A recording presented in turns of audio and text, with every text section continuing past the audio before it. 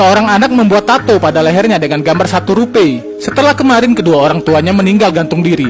Semenjak itu dia harus meninggalkan rumah. Dalam sebuah surat, orang tuanya memohon maaf karena tidak dapat meninggalkan warisan kecuali uang sebesar 1 rupiah. Pemerintah telah menyita dan melelang rumah mereka. Anak ini harus pergi dengan sebuah tekad di hatinya. Seorang paman menitipkan ke sebuah panti asuhan. Bapak ini bilang bocah itu akan diurus oleh suster dan akan disediakan asrama untuknya. 20 tahun kemudian di kota New York, sebuah mobil dikepung para gangster. Mereka menggiring mobil ini ke suatu tempat. Sebuah alat berat menutup jalan dan memaksa mobil berhenti. Seorang pria bertato turun dari atas mobil. Dia menyuruh pengendara mobil keluar dan membawa tas yang berisi uang. Tapi pengendara diam saja. Dia marah dan menendang mobil, kemudian meminta gitar dari temannya, memukul kaca mobil sampai pecah. Terlihat seorang pemuda membuka pintu dan keluar dari mobil. Dia berjalan ke arah pria bertato lalu bertanya, "Mengapa harus ada mobil, motor, dan pemblokiran jalan kalau kau mau meminjam uang dariku?" Pria bertato mengatakan mereka mau merampok uang yang dibawanya. "Merampok uangku? Itu mustahil," kata pemuda ini. "Kami hanya meminjamkan uang. Bila kalian butuh, silakan datang ke kantorku," ucapnya. Saat dia akan pergi, tiba-tiba pria bertato ini menendangnya. Pemuda ini terdorong ke arah mobil dan diam sejenak, kemudian meluruskan pinggangnya. Tiba-tiba seorang temannya menelpon, melapor bahwa tagihan hari ini selesai dan dia menunggu untuk dijemput. Pemuda bilang dia mau menjemput tapi dikepung oleh orang-orang. "Apa mau mereka?" tanya temannya. "Mereka mau menghajarku," jawabnya. Lalu temannya mengatakan, "Orang-orang malang, aku akan mendoakan mereka." Pria bertato mengambil sebuah kapak dari motor, mengejar pria ini dan akan menghabisinya. Tapi dia malah dihajar dengan pukulan bertubi-tubi yang membuatnya terpental tak berdaya.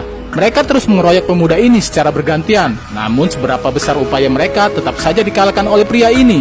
Malam hari di sebuah kasino, seorang wanita sedang bermain judi. Saat dia merasa sudah memenangkan permainan, tiba-tiba seorang pria memiliki kartu seri as dan dia berhak menang. Tetapi gadis ini mengatakan bahwa dia curang. Gadis ini marah-marah dan melempar semua koin chip. Dia juga diancam oleh beberapa orang pria karena terlilit hutang. Saat ini mereka berkumpul, berencana untuk meminjam uang demi mengadu keberuntungan pada festival Miami Poker minggu depan. Gadis ini bilang kalau dia bisa menang, maka semua hutangnya akan lunas. Pemuda ini menabrak gadis cantik, buku-bukunya berterbangan. Mereka secara tidak sadar saling berpegangan tangan. Hati mereka seakan terikat. Gadis cantik menatap penuh kelembutan. Pemuda ini memandanginya dengan gelora cinta tak ingin melepaskan genggaman. Perlahan-lahan si gadis membuka jemari dengan halus, kemudian mengambil buku-buku yang berserakan di jalan. Tiba-tiba ada sebuah mobil. Pemuda ini menghentikan mobil dan membantunya memungut buku. Setelah itu, gadis cantik meminta maaf dan pamit untuk buru-buru masuk ke kampus. Kemudian dia pergi untuk menghentikan sebuah bus. Pemuda ini bilang kepada temannya, dia seakan-akan mendengar suara gendang, benang suci dan irama musik pernikahan. Keesokan harinya di kantor, pemuda ini menolak seorang yang akan melakukan peminjaman uang. Dia ditolak karena datanya tidak lengkap. Orang ini memohon agar diberikan pinjaman karena data itulah yang hanya dia miliki. Pemuda marah kepada temannya dan menyuruh dia untuk mengusir orang ini. Tiba-tiba pandangannya mengarah pada seorang gadis yang berjalan naik ke atas tangga. Lalu dia menyuruh temannya untuk memanggil gadis itu terlebih dahulu. Temannya bilang, "Kita masih banyak antrian. Tidak usah pakai nomor antrian," ucapnya. Lalu temannya memanggil gadis itu terlebih dahulu. Dia berjalan masuk ke dalam ruangan dan duduk di kursi berhadapan dengan pemuda ini. Temannya bilang, "Apa yang bisa kami bantu? Gadis ini butuh pinjaman sebesar $10.000. "Tentu saja bisa," ucap temannya, "asalkan ada dokumen perlengkapan." "Apa itu?" kata gadis ini. "Bisa paspor, SIM, atau KTP." Tapi gadis ini tidak memiliki apapun, katanya. "Maaf nona, kami tidak bisa memberikan pinjaman," tolak pria ini. Gadis ini mencoba untuk bercerita tentang dirinya.